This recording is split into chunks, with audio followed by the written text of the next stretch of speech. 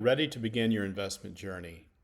Well, when you look around and begin to think, well, what should I invest in? It can be absolutely overwhelming. There are so many choices out there, and you think, well, what should I do? And what if I make a mistake?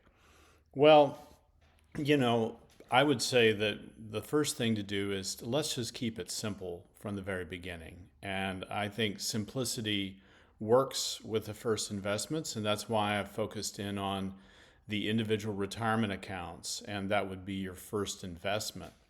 If you haven't watched the video on the differences between the traditional IRA and the Roth IRA, I encourage you to do that just so that you understand that when you set up the account, you have to make the choice which type do you want. So, just a quick recap on that. The traditional IRA is you contribute to that and it's tax deferred, and that money comes out of your taxable income up front. Whereas the Roth IRA, it's after tax contributions. And when you take the money out in the retirement years, you don't pay income tax. So uh, I'm going to go through the steps and some strategies around the Roth IRA today. And then you can certainly make your decision as you go. But I prefer a company called Vanguard for setting up this type of account, and there are many others that do this as well. This isn't a product endorsement. I've used them personally since my late 20s when I set up my individual retirement account. So going out to Vanguard and setting up an account is really easy. You simply set up an account, and then the prompts guide you through very simple steps about how to set up the account and how to fund the account. I'm going to do some of those steps for you in a later video just to show you that and what it looks like. But you do need to understand that there's a minimum investment typically when you're opening up an account with a company like Vanguard.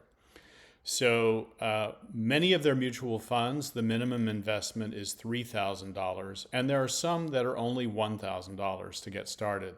You know, that will work great. You can get started there.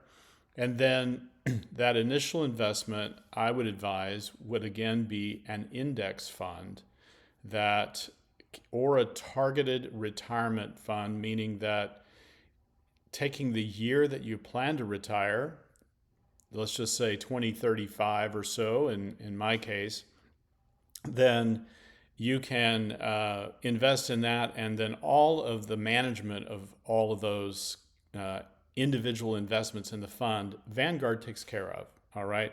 You're simply invested in the fund and they do the work for you. The other thing I really like about these index funds, when you begin your research about what to invest in, you need to pay attention to the numbers that are called expense ratios.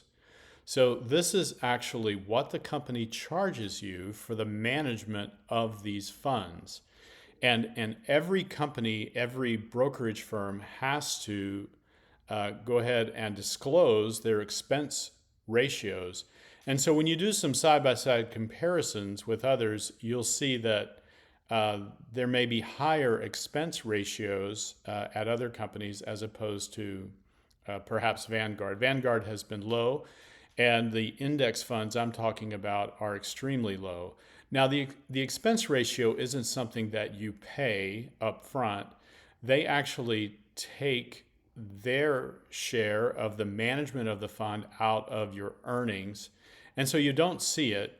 And that's what's somewhat confusing about it and why you should pay attention to that. If you're investing in a fund, let's just say with a high expense ratio as opposed to one that's lower, you won't see it coming out of your account, but you will not earn as much over time. So watch the expense ratios. Try to choose a fund that has a low expense ratio.